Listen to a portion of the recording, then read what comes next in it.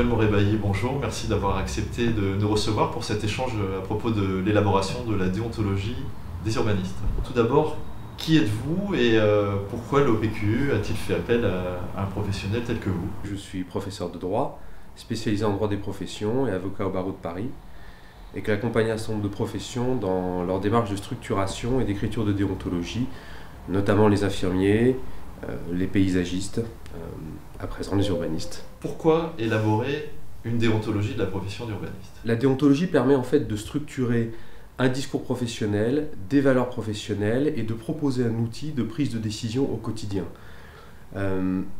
Ça c'est la fonction quotidienne, la fonction pragmatique de la déontologie. Il y a une autre visée qui est beaucoup plus stratégique, qui est que les urbanistes sont dans une démarche de reconnaissance de leur profession. Et pour que la profession soit reconnue, il faut convaincre un certain nombre d'interlocuteurs, notamment l'État, de la pertinence de la démarche professionnelle.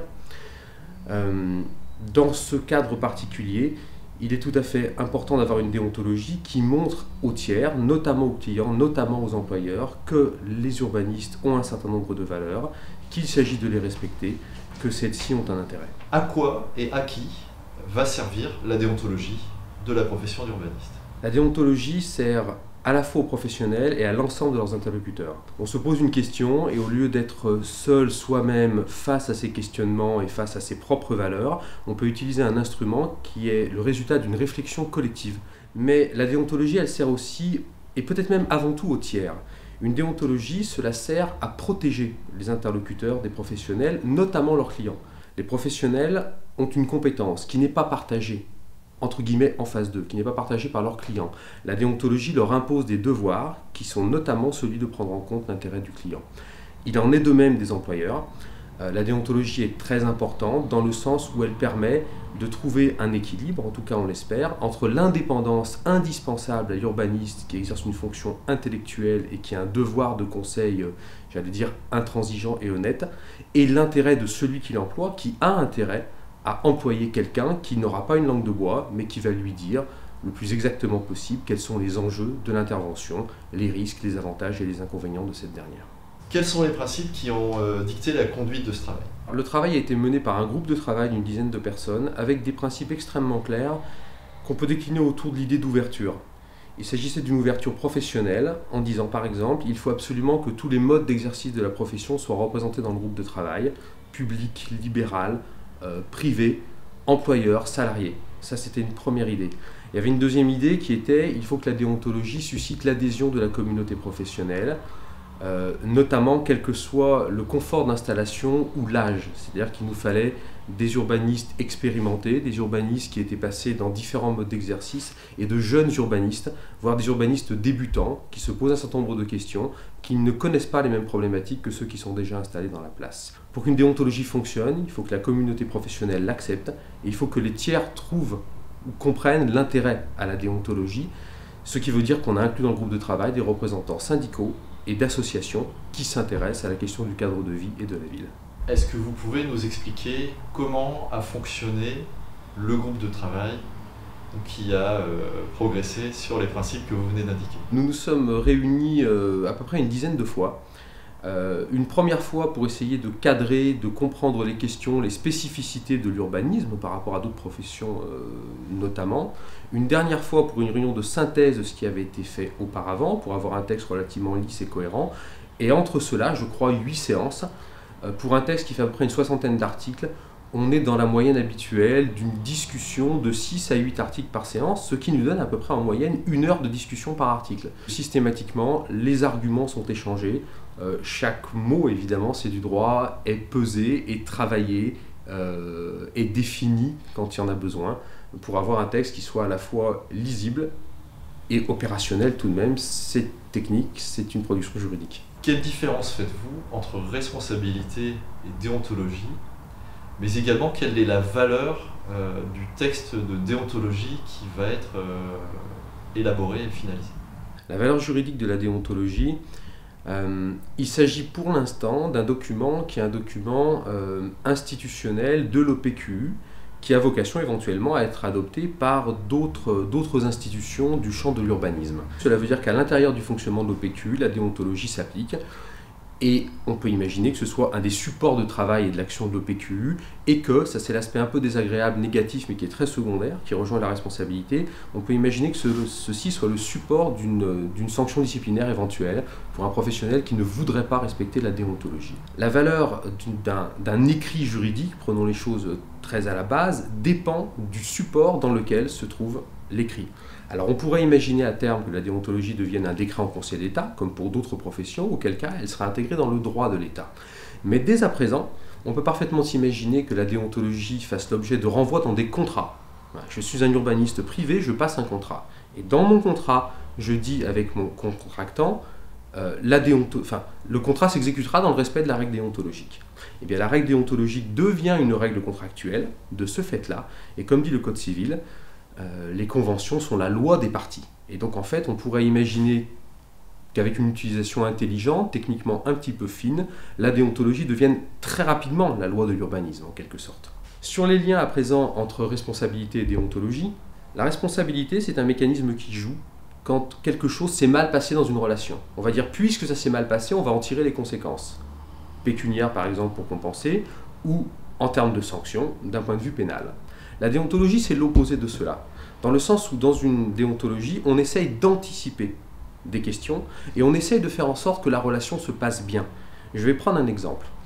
Quand on parle d'une relation avec un médecin, l'idéal, ce n'est pas de dire « ça s'est mal passé, il m'a mal opéré, je suis très abîmé, et je vais agir en responsabilité ». Ça, c'est dommage. Même si c'est indispensable socialement que cela existe, bien évidemment. L'idéal, c'est de dire « le médecin voit des devoirs qui pèsent sur lui, il fait en sorte que tout ceci se passe bien, à la satisfaction de tous ». À partir du moment où une déontologie existe, si on imagine par exemple un procès en responsabilité, on peut parfaitement imaginer qu'un juge se réfère à la déontologie pour vérifier si le professionnel s'est bien comporté. Ce qui veut dire que, et on rejoint la question précédente, un des mécanismes d'application de la déontologie, c'est bien par le seul fait qu'elle existe, si la communauté professionnelle s'accorde sur l'intérêt de ces règles-là, il y aura des conséquences juridiques du point de vue de la responsabilité. Ce qui intéresse beaucoup d'urbanistes, parce qu'il y a une très grande diversité dans les modes d'exercice, c'est de savoir si justement cette diversité des modes d'exercice a été prise en compte, prise en considération dans le travail d'élaboration de la déontologie. C'était l'un des impératifs du groupe de travail, c'était l'une des volontés effectivement d'avoir un texte qui est applicable à tous sur des principes généraux ou un certain nombre de règles transversales. Et puis il y a un certain nombre de règles spécifiques qui s'appliquent exercice par exercice, notamment pour vous donner une question extrêmement classique en termes de déontologie. Nous avons traité de l'indépendance de l'urbaniste salarié ou fonctionnaire, qui est d'une part dans un cadre hiérarchique vis-à-vis de ses employeurs, et d'autre part dont on estime qu'en tant qu'urbaniste, il doit faire preuve d'une indépendance intellectuelle au service de son employeur, public ou privé. Alors, pourquoi y a-t-il des segments de texte qui sont très précis, très détaillés, et d'autres qui sont au contraire beaucoup plus généraux, beaucoup plus de l'ordre du principe? On pourrait dire qu'une déontologie, c'est un code d'exercice professionnel, au sens où c'est un document auquel on se réfère pour agir. Dans ce cadre-là, il y a un certain nombre de références qui sont des principes très transversaux qui vont irriguer tout le reste de la déontologie et, on peut l'espérer, l'intégralité de la pratique professionnelle. Et puis, dans ce code d'exercice professionnel, il y a aussi des choses très techniques.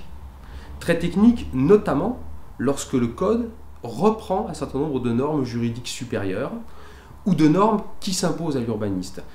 Et il nous paraissait tout à fait intéressant de dire, par exemple, qu'un certain nombre de règles du cahier des clauses administratives générales s'appliquent dans la relation entre l'urbaniste et une administration, et il nous paraissait pertinent, à certains moments, par exemple, de reprendre ces choses très techniques, assez peu lisibles, mais qui nous paraissaient fondamentales de diffuser, l'idée étant, par exemple, le jour où l'urbaniste se pose une question, qu'il n'ait pas à aller chercher dans 8 ou 9 codes différents, mais qu'il ait un document qui, a priori, ou dans lequel, a priori, il va trouver un certain nombre de réponses, qu'elles soient générales ou qu'elles soient très techniques.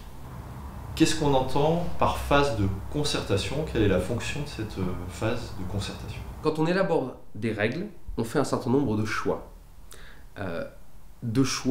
J'allais dire, politiques, de choix de fond de règles, et de choix quant aux formulations. Et l'une ou l'autre option, ou l'un ou l'autre choix, peuvent parfaitement donner lieu à discussion avec les tiers à la profession, en quelque sorte. Et je vous ai dit tout à l'heure que pour qu'une déontologie soit acceptée, il faut qu'elle soit acceptée au-delà de la sphère professionnelle. Dans ce cadre-là, l'idée de la concertation consiste d'une part à diffuser ce travail, ce premier travail qui est évidemment provisoire aujourd'hui, consiste à recueillir l'avis, les remarques, les propositions, les demandes d'amendement éventuellement de différents tiers, ce qui est un vrai enrichissement. Et une fois que cela sera fait, il s'agit de savoir si on va prendre en compte ces suggestions ou modifications, parce que la déontologie de l'urbaniste reste une déontologie de l'urbaniste, à savoir un renvoi à des valeurs avec lesquelles on ne peut pas transiger. Par exemple, l'indépendance intellectuelle de l'urbaniste, il n'est évidemment pas question de transiger avec cela. Évidemment, le fait de dire que l'intérêt du client passe avant l'intérêt de l'urbaniste, il n'est pas question de transiger avec ça. Après la phase de concertation, quelles vont être les étapes en fait, de mise en place de cette déontologie? Le déroulé de mise en œuvre serait une adoption formelle, par exemple par l'OPQ, comme document interne, ou par d'autres organisations d'urbanistes. Cela pourrait également être le renvoi à cette déontologie dans un certain nombre de documents. Je vous l'ai dit, par exemple des contrats professionnels ou par exemple, pourquoi pas, des cahiers des charges. On pourrait imaginer qu'une collectivité territoriale estime qu'il lui faut des urbanistes qui respectent la déontologie. Et puis, il y aurait aussi un développement qui n'est encore une fois pas le plus sympathique, mais qui est assez indispensable, qui est un développement peut-être disciplinaire au sein de l'OPQ. Peut-on imaginer demain, si l'OPQ adopte cette déontologie, qu'un de ses membres ne respecte pas la déontologie et reste qualifié? Est-ce qu'il y a un trait particulier, puisque vous avez accompagné l'OPQ pendant plusieurs mois, est-ce qu'il y a un trait particulier, est-ce qu'il y a un point qui vous revient en mémoire lorsque vous repensez à ce parcours commun qui a été mené autour de la déontologie des urbanistes? L'urbaniste est quelqu'un qui gère de la complexité, est quelqu'un qui passe son temps dans une multiplicité de dimensions et qui va opérer une synthèse de ces dimensions pour proposer une solution qui dépasse telle ou telle logique particulière. Et quand on en est arrivé là, j'ai dit, ça y est, j'ai compris, je suis arrivé à mettre des mots sur pourquoi est-ce que je ressentais depuis quelques mois qu'effectivement les urbanistes étaient bien une profession, entre guillemets, à déontologie, c'est-à-dire en fait, pour reprendre des idées de la sociologie des professions, une activité dans laquelle il y a des choix multiples à effectuer, qui ne sont pas mécaniques, qui sont systématiquement en situation d'incertitude, qui impliquent des choix et qui impliquent la référence à des valeurs.